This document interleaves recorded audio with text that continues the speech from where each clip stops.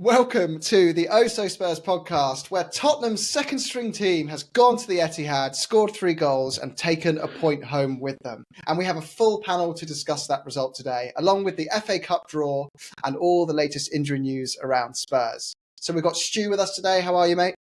All good, mate. How you doing? Doing very well, thank you. We have Sai. How are you? Oh, yeah, really good. Really good. This is good. Much more upbeat this week. I wonder why. Johnny, how are you? Absolutely buzzing, mate. Absolutely buzzing. Yeah, how are you, mate? Doing very well. Thanks for asking. Good. And Deej, how are you, sir? I'm doing wonderfully. It's fine Sunday morning. So where do we start, guys? That was just exactly how, and I'll plug another podcast at the start of this. Danny Kelly said the best way to come away from this result is to cause chaos because City hate chaos. And boy, did we cause chaos today. What did you make of it, Stu? Yeah, I mean, surprise. Let's be honest. None of us were really expecting much from the game. And that first half was a little scary. I mean, the glee in the studio at halftime, they're all, so happy that, we were getting, under the cosh, so to speak. And, we can't play like this, and Ange has got to be more serious and all the rest of it. And then we came out, Ange made a slight change, let's be honest, bring on Højbjerg. And that second half was much more under control. I didn't feel that we were as open as we were in the first half. And to be honest, I'd say pretty much even maybe a deserved draw in the end. And, Pep will go to sleep and have his usual nightmares of a cockerel there about to kill him. Ty, what about you? I felt like that was... People came into that game saying Spurs have no plan B, Ange is going to go there and get slaughtered, but I felt that was pretty pragmatic tactics from Ange, whilst still sticking to his principles and going out to try and score throughout the game. What did you make of it? I think that's the point you make there, and the word you use there is principles. I think what Ange does, he's got a set of principles which he won't give up on, which is he's gonna play attacking front foot football, and he's going to take the game to the opposition. That's a principle that he plays. He then has a framework within which the players play, and then he lets the players go and play within that framework. And if things aren't going right, or the selection is not there, then he tweaks within the framework. So to say that he's only got one plan is bollocks, because you could see from what Stu said, he brings on Højbjerg at half-time, changes the way that we play. We're a different team in the second half. So to say that he only plays one way and, yeah, that's us, mate, that's the only thing we do is play like that, mate, it's absolute nonsense, because I think I posted in the group WhatsApp that Ange does tweak. His in-play management is actually pretty good. If you look at a lot of the changes that he's made and the times that he makes the substitutions, I think he makes some really interesting and sensible and knowledgeable substitutions. So there's that. At half-time, I was really worried. I thought at 2-1, it could be anything. I watched the first half in the pub, and there was a lot of Man City supporters in there, and they were really complimentary about the way that we play out from the back and how nice we are. And as soon as I start getting that level of patronism from them, it's like, oh, yeah, fuck off, boys. But I felt like it could have been anything, because we just looked really open. We looked like we could concede at any time. But then the team just comes back, and it's the attitude, and it's the tweaks, the changes. And my God, I'm so proud of this team. The way that they came back in that second half, and even going down 3-2, still kept fighting. Rode our luck a little bit on that, on the advantage that wasn't given, to be fair, because I tell you what, Grealish was onside and we weren't catching him. Yeah, that was... So I think we rode our luck on that one a bit. But listen, things go for you, things go against you. I'm just really proud that with a team that has probably got, how many in that team start? Maybe 4? Yeah. In a good side? 4, 5? Udogie 6 starts, maybe. Porro, Vicario. You've got Vicario, Udogie, Porro, Bissouma, Kulusevski, Son, Johnson. 6. Maybe 7. You've got 7 starters in that side. Doesn't sound as bad when you said. Sounds quite good, doesn't it? When you say it like that. But you've got key players missing. You've got the two centre halves, and you've got Maddison in the midfield that is missing. And I wonder what we would do to that team, because they looked weak at the back. They left a lot of space at the back, and we exploited that. So, listen, I'll take 3-3 all day long. Never thought we'd come away with 3-3. Listen, we would have took a draw, wouldn't we, all day long beforehand? Absolutely. And Johnny, I'll pass this to you. There was so many moments in that match, but what are the key ones for you?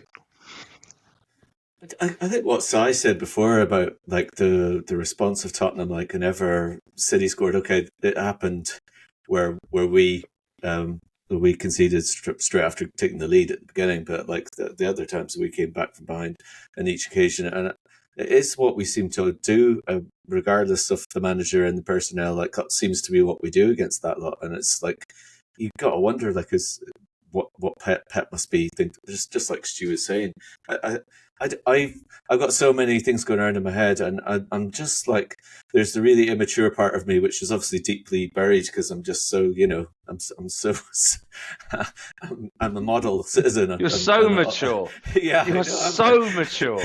But there's this like just this tiny little trace of maturity of me that's just like wondering about the media response. And I was driving over to Kieran's house to watch the game, and I was listening to the Irish national station News Talk. Very good sports coverage.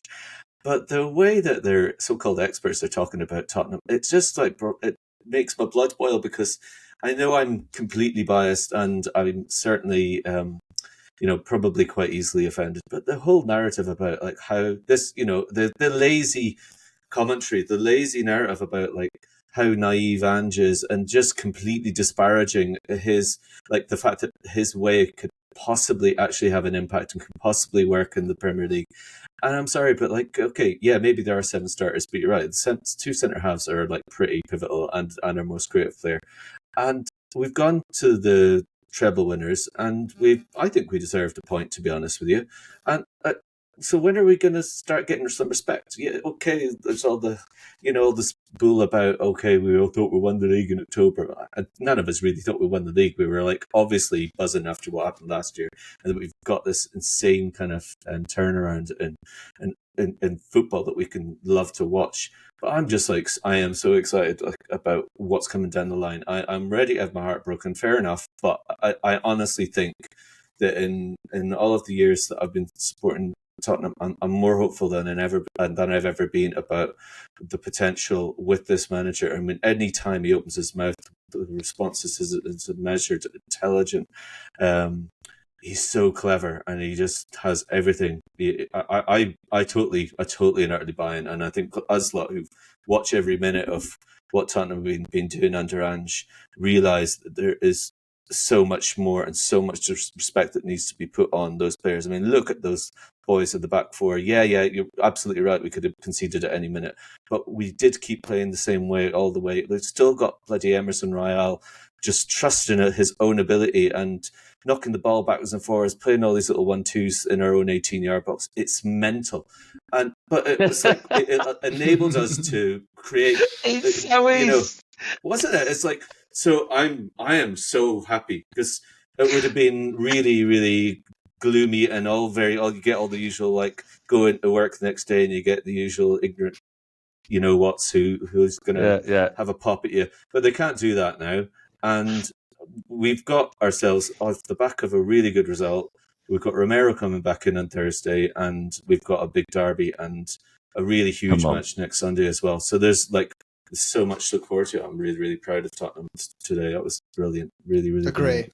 I think we need to touch on that, the return dates of these players and how that stacks up against our fixtures later on in the episode. But Deej, I feel like there's so many things there. One thing I want to say is just Kulusevski looks like this incredible player in those creative roles when putting him into that number 10 position. But who was your man of the match, Deej, and anything in particular in that game you want to talk about?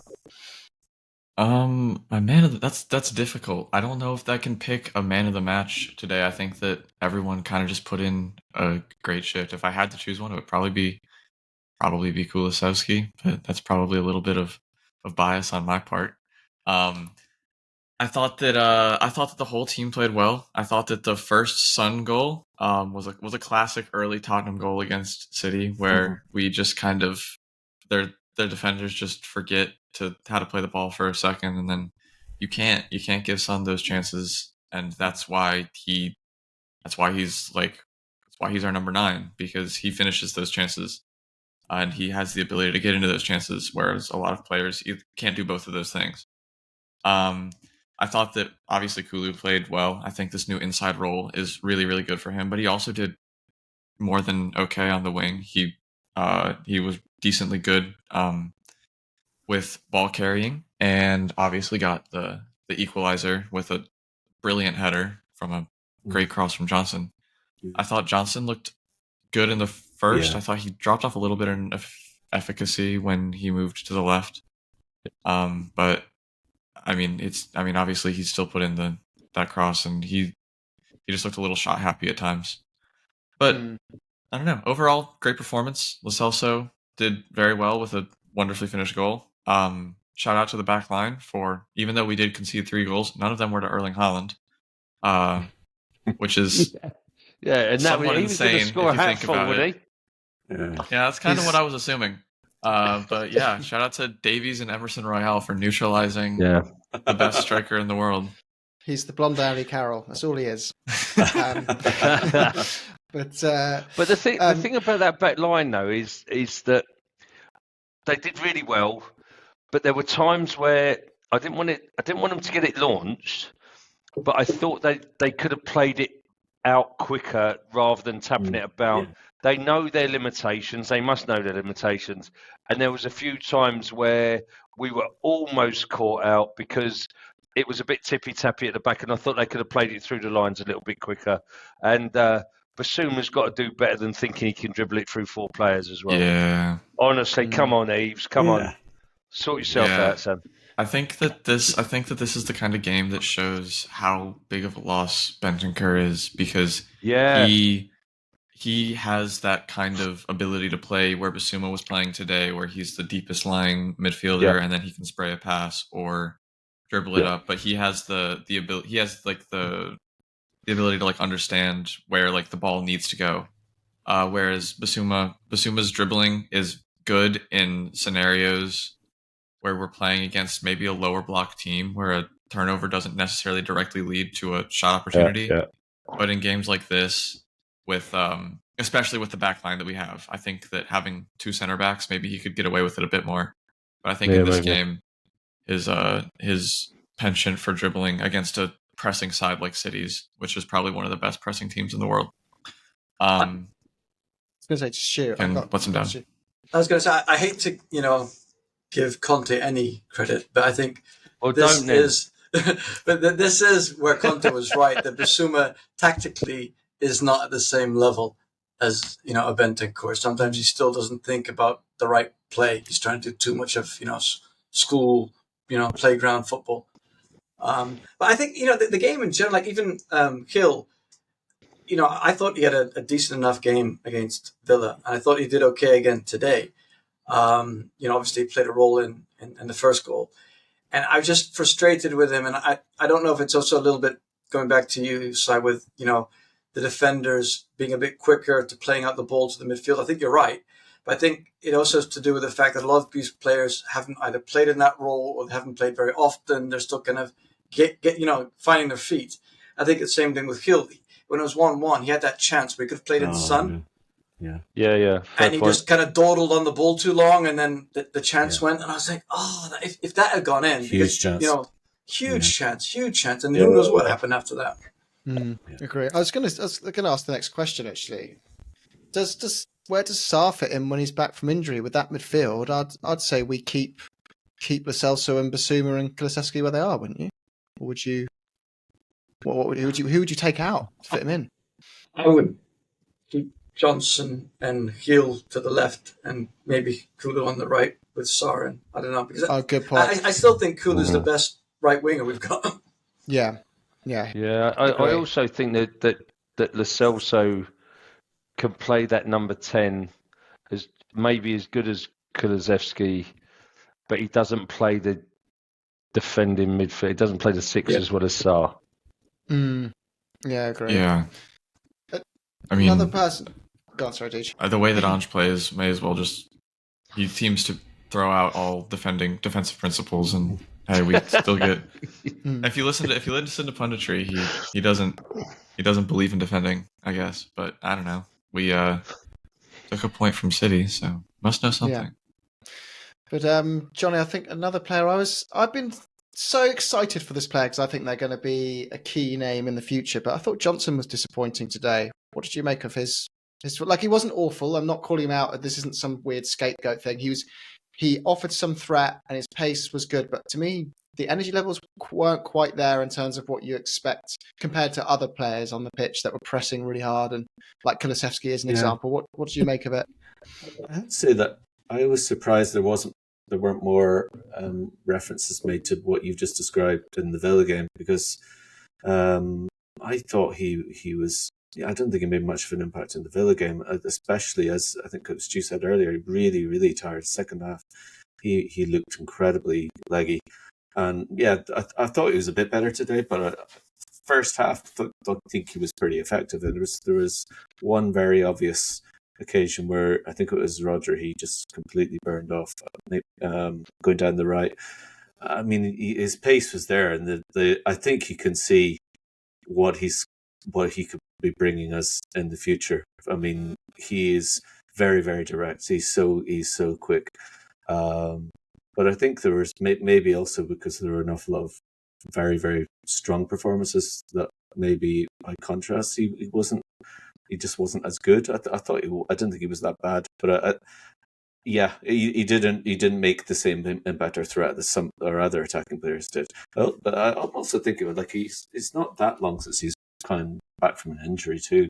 I mean, we have had kind of as soon as a player's vaguely fit, they kind of have to go almost straight into the 11, and even Richarlison is back on the bloody pitch today, which is pretty mental. It's only a couple of weeks or so, 2 or 3 weeks since he had surgery.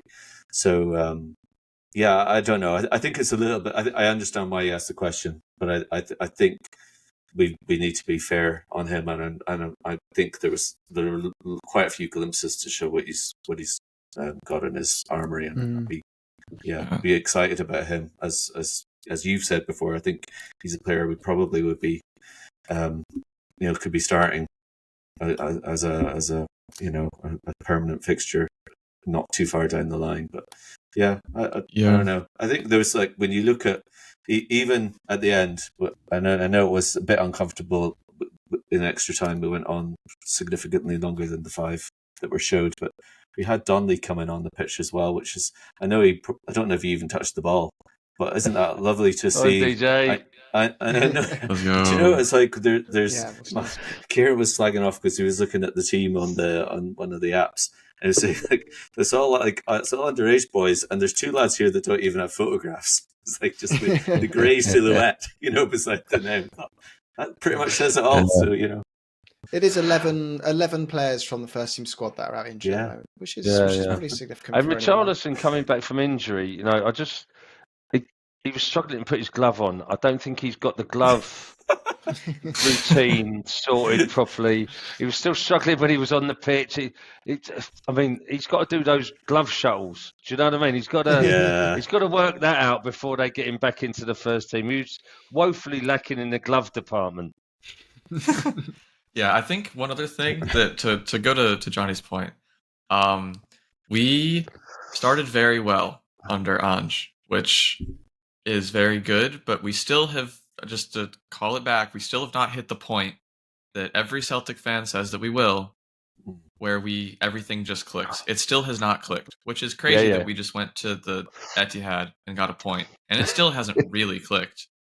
Once we get these players back, and once we have 3 to 6 more months with these tactics, all these players are comfortable playing in the system, and we have it fully formed, we will look so much better than even we do now.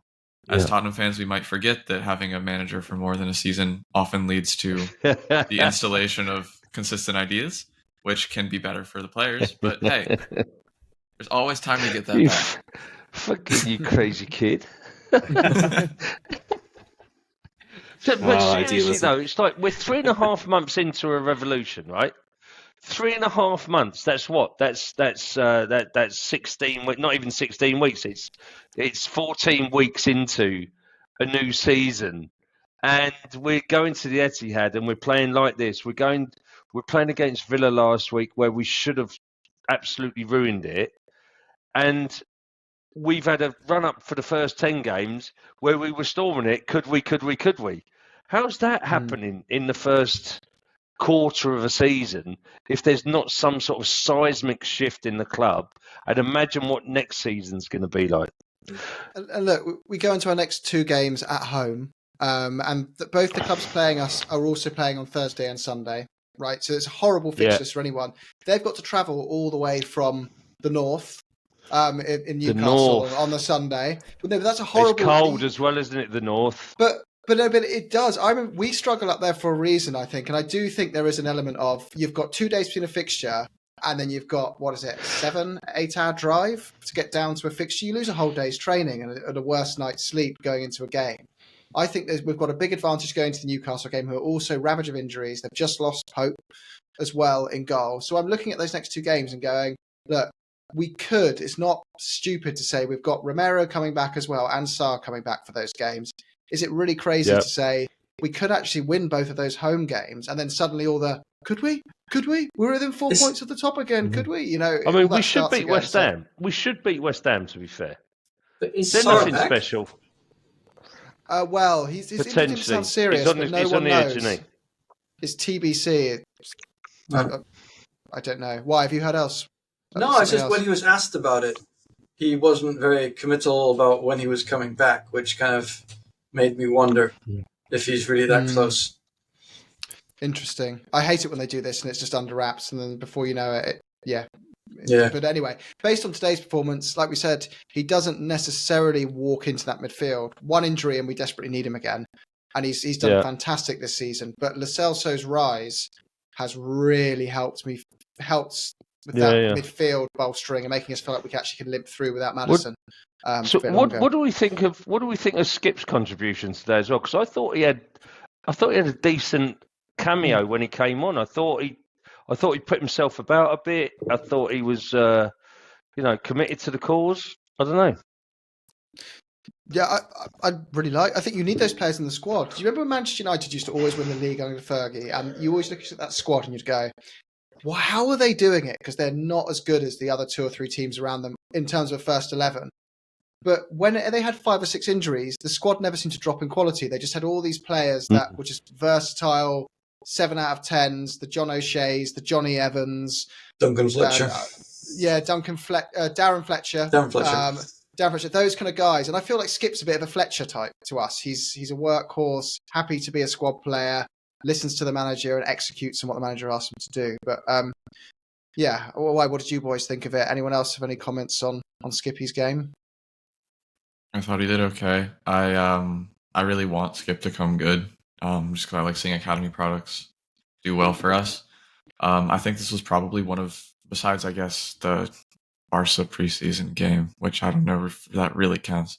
I think this was probably one of his better performances for us. I think I'm kind of segue into our next topic a little bit. I wish we had drawn a better team in the FA Cup because I think it would have been nice for him to get a full 90. And I don't know if, I guess he could still, but you wanted to draw a better team as in draw a harder opponent. like a worse team, a better team for. Okay, good. Sorry, yeah. Right. I was like, Burnley's still Premier League. I was like, whoa, I wish we had drawn a more favorable team. There you go. Cup. There you go. Because you're saying we'll have to play full strength, most likely. I'm saying we will probably have to play closer to full strength, especially given what happened with Fulham. I doubt that we will do the same thing we did last time, but it would have been nice, I think. Yeah, it would have been nice to go up against the fans won't put up with it this time, will they? If he puts out a half-strength side. But then again, he might have to put out a half-strength side because that might be the fullest strength side he can put out. We've been putting out high-strength sides. I think Ange takes the philosophy of I don't care what noise and what other people want around me. I will just do solely what I think is the best thing to do for this group of players. And he doesn't like, and I do think in hindsight, I know it's mental gymnastics to another degree. If we were in Europe and we were playing in the Carabao Cup right now, we'd be toast. Can you imagine us trying to squeeze in an extra up to 2 games a week with this squad? We'd have. I'm kind of in a way can see why he went in hindsight for a weaker team against that Fulham side. Probably thinking, I don't have the squad. I see these players in training to compete on an extra. Yeah, I think we might have done more in the summer in the transfer window if we were in Europe, though. That's true. I think we might have got in some not some sort of like lightweight backup squad players rather than. I think we might have done a little bit more there, maybe. That is true. That's a fair point, actually. Yeah. And talking about the FA Cup, should we move on to that topic? Actually, one more thing. Actually, there was a good point, Stu. I think you mentioned it was Pep's post-game interview. Anyone hasn't seen it. Apparently, when he was asked about Grealish's chance, he said, "I will not make a Mikel Arteta comment on the matter," which is pretty good. So, Nice. yeah, I quite is that a enjoyed dig at Arteta or just? I think it is, isn't it? He literally said, "I will not make a Mikel Arteta comment." So, how many wines have you had, Si? Phew. Yeah.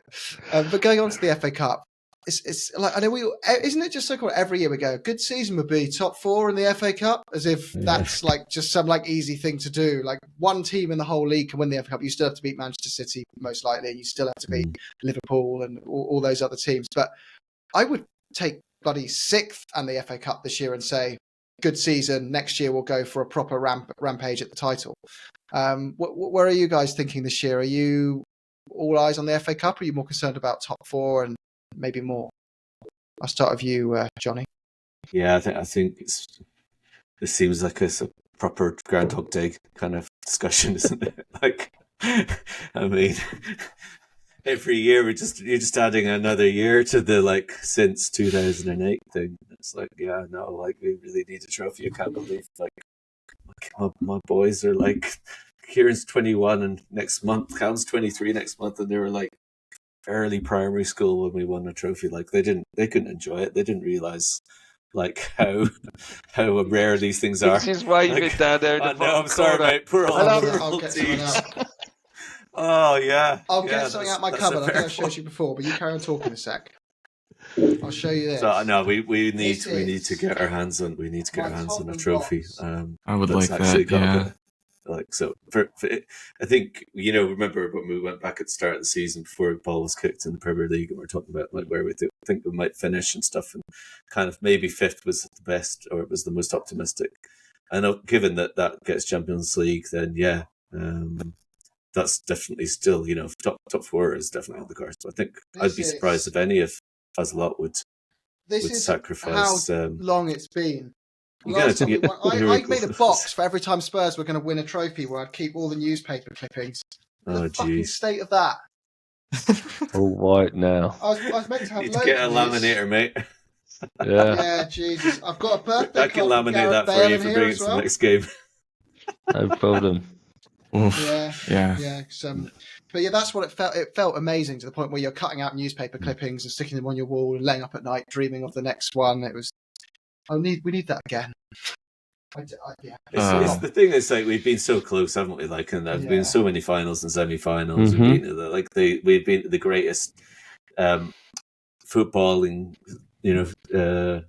club fixture in the world, probably in the Champions League final. And like we just still, getting rinsed by like fans of like obscure teams that managed to seal the deal. Like, Wigan won the FA Cup, didn't they? Like, about that, like within the last 6-7 years or something like that, or whatever it was. So yeah, no, we gotta win the cup. That would be the dream. We've got to go all out for it. I think we're such an advantage with Arsenal and Liverpool and City will be tied into that title race and playing in Europe. Arsenal will be in Europe in that title race. What a chance for us to focus on getting that 4th spot and really going and doubling down for that trophy. But Burnley won't be an easy game, will it, Stu? You'll have family members supporting the other side. I think Burnley will be focusing on trying to stay up. So I don't think they'll be worried too much about the FA Cup, to be perfectly honest. Brilliant. I mean, I saw their game obviously this weekend, where things finally clicked, but they played Sheffield United side who were very, very bad, and they should have beaten West Ham the previous week. It was very poor that they gave that away at the end. But I don't think Burnley is going to be anything for us to worry about. So I think we'll be all right. But I do think, obviously, it depends on the luck of the draw. I mean, if we get Burnley and then we get like a League One side in the next round and then get a Championship side in the round 6, you never know. And under Ange, unlike what Johnny said, we had plenty of chances since 2008 in both Champions League, FA Cup, League Cup. But we always failed, even when we were the more informed side against the likes of United and Chelsea. Under Ange, I believe that we actually have a manager with a winning mindset who's able to motivate the players on the big day. So I've done it. Yeah, I think if we can get, a good draw, I fully think we can do it. But I want top 4 because I think top 4 makes next summer's transfer window so key, and that's going to be key for Ange Ball for year 2. Agree. I mean, if we're lucky in the 4th round, we get a Championship side or Man City away. We can use January to really focus on the 5th round and strengthening up that team. So, yeah. I think I'd have to agree with Stuart. As much as I want us to win a trophy, I think that having the Champions League money is really nice, especially for a team that doesn't have a country to fall back on, or a random billionaire who's insistent on spending all of his money. I think as much as I don't think that this obviously isn't an either or. I think we should, I'd love to do both. But I don't know. I love a trophy, but I think that because of where we are as a club, because we are setting up a rebuild, I think that having that pool to draw from and having it being an even bigger pool so we can draw in even more top drawer talents, I think is really important for early stages of a rebuild. And I think that can't necessarily be overstated. It's true, but I always go back to I hate using them as a case study because we hate them. But Arsenal came 8th and 8th the first 2 seasons under Arteta. But they did throw a lot of money at the problem, didn't they? They have spent close to 700 million building that squad. But I just feel so much more confident in the recruitment structure in the way it's been overhauled already. But what do you go on, sorry? I just think the coming back to the point of Stu and Deeds there, I think the Champions League is a bit of a kicker. So it's not just getting into the Champions League; it's the revenue it drives at home. It's the group stages. It's like we've seen in the last week the amount of revenue that the stadium itself has driven, and we're not going to get into the Levy in, Levy out, or how good that business side is, but you can't get away from the fact that it's driving revenue into the club. So the kicker to get into the Champions League is massive. Do we want a trophy? Of course we do. But in order to push the team onto the next stages, I feel that top 4 gives us more than the FA Cup does right now. And I think it gives Postecoglou more money, more attraction right now than the FA Cup would. The FA Cup is very domestic. The Champions League clearly is international. Yeah, I mean, it helps, but at the same time, I kind of feel like you're chasing that 40 million quid extra a season so you can compete more for the Premier League and have that big picture thing.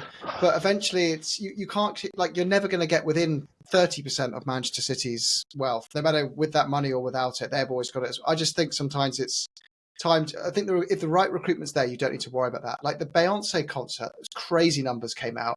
There was 4 concerts, generated 35 million in gross revenue for the club. That's the Champions League money in a month when we're not even using the stadium. Imagine if the club gets that, 6 different tours, taking up 6, of that level over the course of the year, and you're generating 150 million a year in extra money. That that's gross revenue. So you say whatever, just half that, but it's still that's two very good players you're bringing in the summer for letting Beyonce. You could bring Jay-Z up front, couldn't you? Yeah.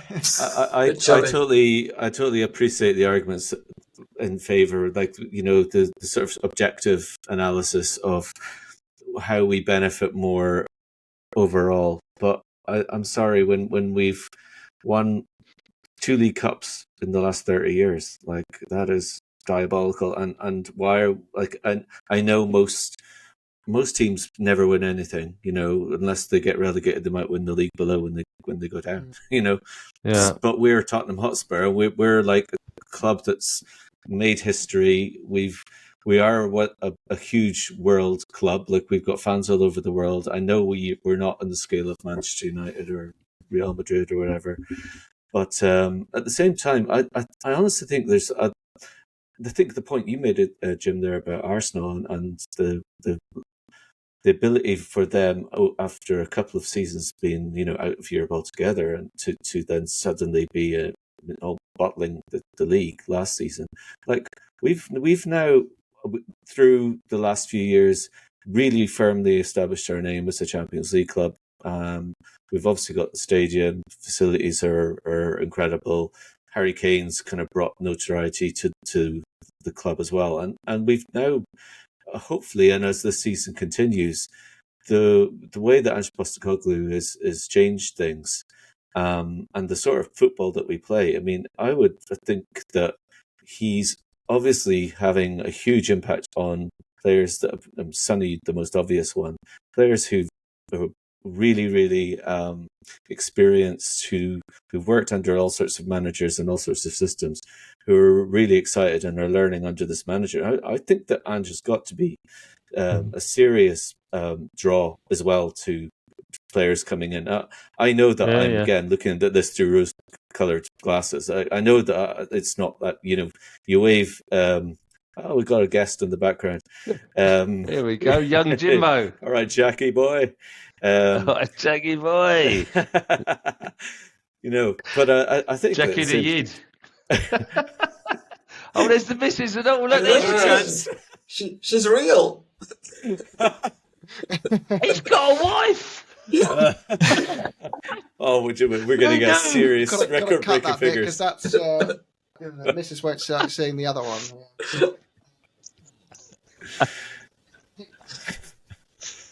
That was my best monologue in history. Peek into the castle, wasn't it? Not. He's texting the missus going, Jesus, Johnny's going on a bit. Come in here, babe. Yeah, shut him up. Jesus Christ. Even the kids are like, for fuck's sake. How do you spell? He's got Spurs kits already, and I don't know if anyone's seen Little Kickers. Is there anyone in the UK?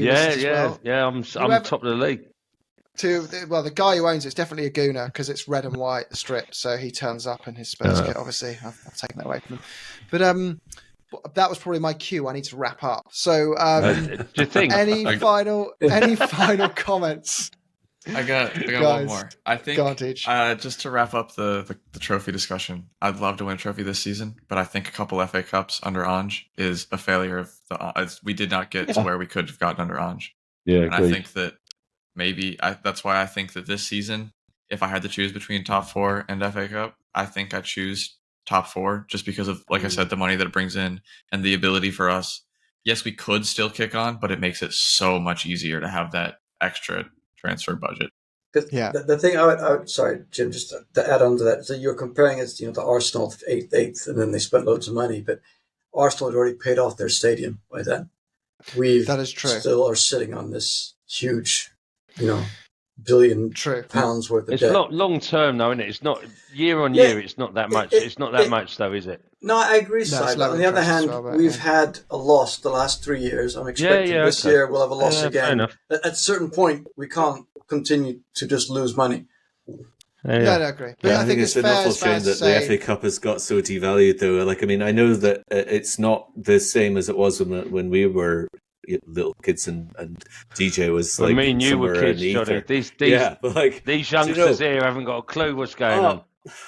Well, that's true, but like, I still think at the end of the day that's all very sensible and fair. But like, Jim's got his little tatty piece of newspaper there that he still keeps in his box.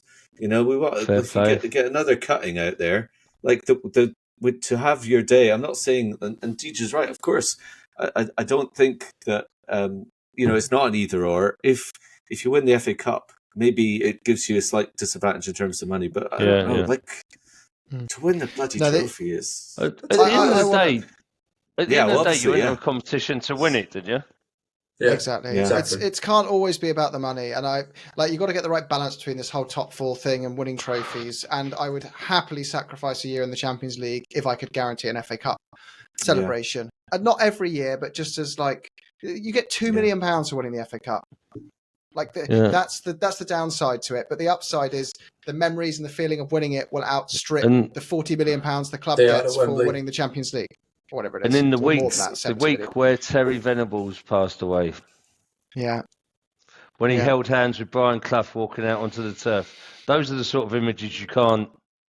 Exactly. They're just history. Yeah, exactly. On that note, guys, I have to wrap up. We'll finish with Up the Spurs. Come on, Spurs. Up the Spurs.